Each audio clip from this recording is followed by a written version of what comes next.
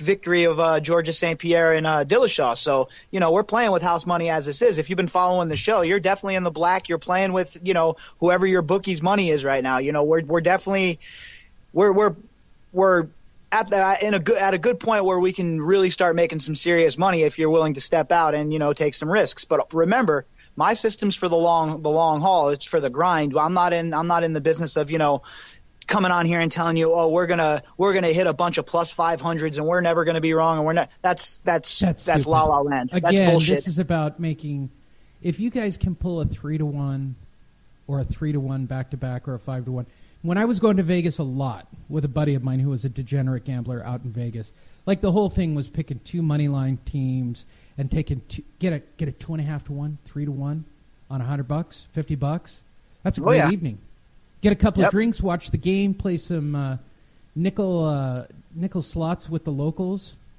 You can't beat that. Those seedy little seedy betting atoriums over on the other side of town are just they're a blast. You gotta love the locals and the local vibe. Look, there's with all the in this environment we're in, with all the different reality TV shows, how somebody doesn't have a reality TV show about the locals at the sports books in Las Vegas is beyond me. If I knew how to do some kind of production, we'd be making $1 billion right now. So if anyone's out there listening, you'd have to follow him to the home. I mean, this is. No, the whole nine. What I would do is I'd have them sign the waivers, and then I would put cameras in their houses. And, when they're home watching the games and stuff, would edit all that footage. And then the conversations between the guys that are in the sports books every day are actually some of the funniest classic things you could possibly ever witness. You have the same guys, in the same sports books, in the same spots for the last 10 years having the same conversations. And these guys argue and fight, and most of them are guys from back east. So, the vernacular is very colorful. The conversations are energetic, and some of the people that come in, I could write a book on some of the characters I ran into in the sports book. Is there anything else I should be keeping an eye out for on Friday? Anything in your beloved NHL? No, like I said, in the NHL, it's a little too early to, it's hard to forecast in the NHL the day before because the numbers really don't come out until that night.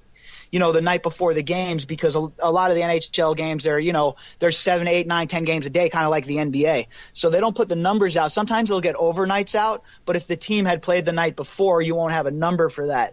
So I really don't have NHL wagers until the day of. So Friday, when you get here, I'll obviously have something for you. But right now, I don't have anything too concrete. I mean, who knows with the way the NHL is going this year, too. So there could be another major trade. Duchesne was finally dealt. So there could be another major trade and change everything. So for everybody listening and keeping up, on Friday we got Washington. We're taking the straight. We're taking the 220 to win 200, which takes us to 420 plus our 100 in our pocket, which takes us to 520 minus rhymes with cookers and flow. It might be a couple $100 down after Friday night. Plus, believe it or not, Andrew wants me to go investigate Floyd's strip club. This is a true. For those of you who are like diehard listening to every episode of Fight Net Radio, you know that Andrew has requested a review of Floyd's strip club to happen at some point. Quite phenomenal. We might want to wait till Saturday night to see if all the ponies come in correctly. But assuming that I escape without rhymes with cookers and flow, which is a high, I could carb crash easily at Giordano's on Friday night, or wind up even going and rolling. That could happen too. I'm not getting a lot of practice in this week. I'm a little too banged up. But I digress. Enough about me and my bad shoulders and why I'm not at practice right now, which is probably going to get me into more trouble tomorrow with the competition team. Go to more than 2 competitions in a year and say you want to be a world champion at a place that produces actual competition people. You have just unleashed the dogs of war. Like, that's all I hear. Ugh. Yeah, it's big. When you're in an environment like that, a competitive environment, it's big to hold each other accountable. It's especially, when you play team sports as well. And in any team sport, anyone who's played team sports, they could tell you that, the leaders on the team are always the guy that hold everybody else accountable as well as themselves accountable. And, it's huge when you're part of a team that, to have, those kind of guys pushing you to get better. Plus, I'm friends with the professor, and I'm friends with the brown belt. Plus, I'm the only white guy in the whole place. I'm just leaving myself wide open to everything I get. Like, I will not be shocked if I get a text while we're doing this show right now going, "Where are you?"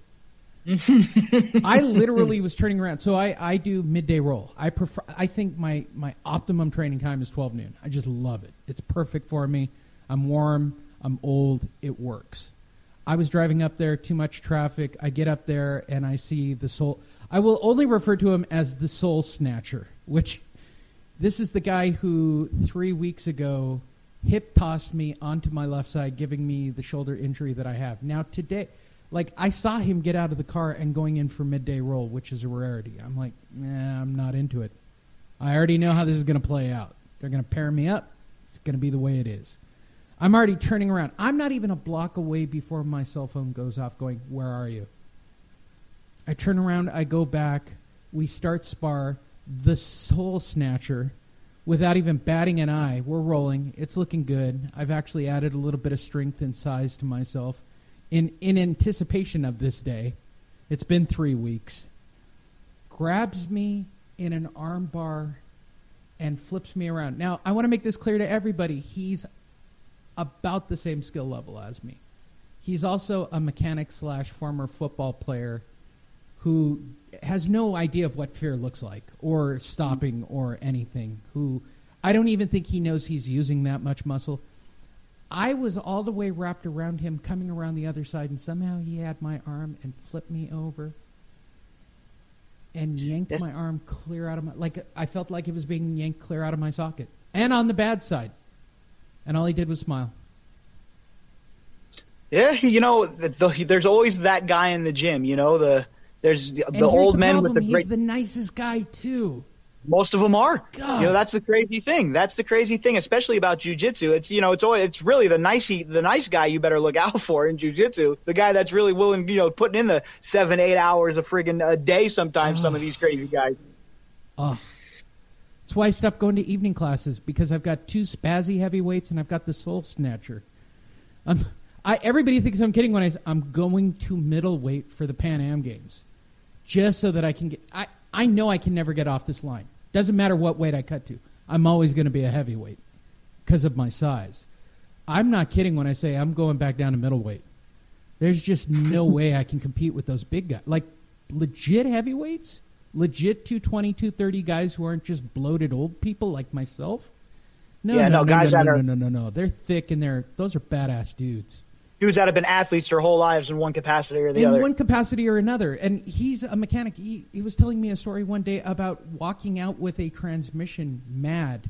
He does auto mechanics, and he was talking about being mad about this guy not letting him use a cart to take a transmission out. He goes, "So I carried it." Jesus. I'm like, what did you do?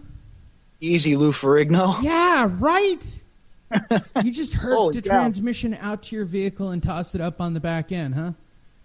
Talk about out-alphaing everybody else in the fucking neighborhood. Yeah. Wow. And that's my regular... Not only did I have to spar with him once, I'm literally off to the side with that limp kind of where I'm trying to stretch out my left arm and trying to look old and battered. And I look over at both of my coaches who go again. Oh, they love that. I literally laughed. Yeah. I literally laughed out loud. It was... I didn't want to cry. I don't have the correct emotional response, which would have been like a little girl. So I laughed. To which they both looked back at me and laughed at me. Yeah, they're like, all right, well. I'm asking my coach to rename the place the Black Hole. He just did all new extra padded black judo mats with black wall mats. Looks like the Black Hole. Oh, it's such a nice... It's old school. I'm sorry. You guys who roll on nice hardwood floors and white mats and... No. I want it to be dark and dreary and hot, and sticky, and I guess that's the wrestler in me. I digress. Where did I get off on this topic? My fear of my cell phone going off. Go to LasVegasDiscount.net. Join Bobby and I this Saturday. TuffNUff. All you got to do is type in TuffNUff. Find it on Facebook. You'll find it on our page.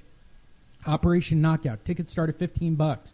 Bobby and I will have a pair of $15 tickets. I believe we're going to give those away. I think we're all hooked up with media credentials. We're all set.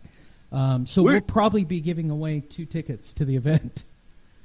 Nice. Yeah, that'll be nice. So we can move around. And I'll be bringing the lavalier mics and a laptop, and we'll do some live streaming, and we'll do some updates, and maybe we'll discuss some of the matches. I've actually got the fight card. They've actually got 3 titles going that night.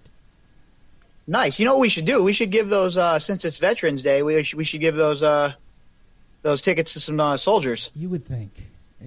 Let me explain about giving things away. I know people listen to this show, and I think it's great. Okay, you get feedback. Andrew gets feedback. I get feedback from literally one guy who only tells me about the sound being up or down, and then a couple of questions about what to do in Vegas every once in a great while. That's it. And I actually know what our click counts are. I know what, just to put it into perspective, I think, 1,500 or 2,000 clicks on Sunday's show. I mean, we do exceptionally okay. I mean, we really, believe it or not, we do okay. For what we are and the fact that I don't think I've ever been consistent enough. If I was smart at the beginning, we'd probably be a 5,000 download show per day if I had kept it up. The consistency is huge in sports shows, especially.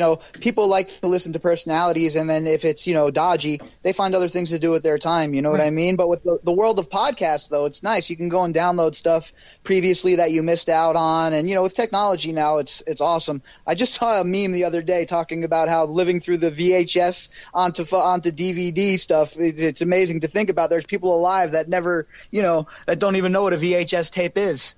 So it's just so crazy to think how, quickly things change, technology-wise. That's crazy. Phenomenal, nonetheless. So that takes us to the Saturday. So now we have a bankroll of $520, Bobby. That's right. Excluding Cookers and Flo. I don't know. You don't know what could happen. I'm off at Tropicana. You don't know what could happen over there. It's Vegas, around. Baby. That's I get one too many O'Douls in me. I maybe go by a dispensary. I lose my mind. There's a lot lizard or two hanging out, trolling the lot. It is so awful. The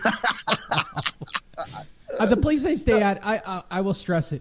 You feel like you need a shower. If the rooms literally weren't clean and there's never a line in the sports book, it is the most glorious. It's where the locals go to bed. That's how I found it. Somebody hit me up to it.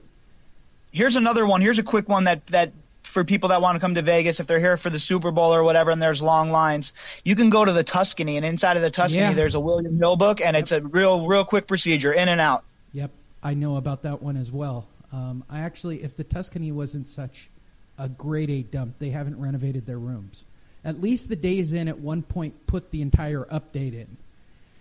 It's still a dump. Yeah, and now it's just a grimy dump. Those rooms all smell. Every single room smells like smoke, even the non-smoking rooms. And I could abide by a lot of shit, like dead bodies, like outlined in chalk. That's fine. Shit like that's cool. But the smells or any sort of creature in the room, I'm out, bro. Count me out. I was literally begging my fiance to go, so I had a reason to pull the trigger on the Mandalay Bay. It's hard to justify yourself in the Mandalay Bay. I can't. There's no reason to have that room except I do like a big giant bathtub because I don't have one here at Casa de Lee. The one thing that I actually like, I like the spa bathtub. I like being able to stretch out and soaking what's broken on me. And I was up until I had till 4 o'clock today to pull the trigger, and I'm like, I can't do it. Can't do it. I just can't. They got at Monte Carlo, which is going to be closed now, and the Luxor too. They got these cool jacuzzi rooms with the jacuzzis right in the window. Yep. And I can't tell you how many times I was came home from just crushing mountains, and instead of going straight to my house after a 3 or 4 week expedition, went and got one of those rooms and literally sat in the jacuzzi tub for like 18 straight hours. Yeah, you go pick that up. You stop at CVS and you pick up the big box of Epsom salt. You dump it and you sit and you soak it. I'm with you. I'm totally down with that. Mandalay Bay has kind of a nicer version of that, but yes, same concept. I debated it strictly for I could repair myself. I could also go